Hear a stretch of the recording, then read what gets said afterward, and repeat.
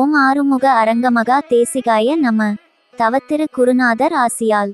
அகத்தியர் சன்மார்க்க சங்கம் தூத்துக்குடி கிளை சங்கத்தில் ஜூன் 4, 2024.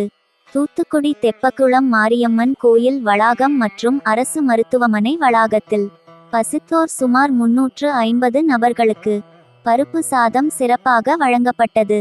அன்னதானம் வழங்கியவர்கள் திரு ஆர் ஸ்ரீனிவாசன் பாரேன் மற்றும் தேவத்திரு பாபநாசம் தேவசம் அவர்களின் நினைவு நாளை முன்னிட்டும் மற்றும் திரு பிரட்டி பாருல் ஞானமோனி மற்றும் திரு தங்கராஜ் மகேஸ்வரன் லண்டன் மற்றும் திரு சேவுகன் மற்றும் திரு ரஞ்சித் சென்னை மற்றும் திரு பாண்டீஸ்வரன்.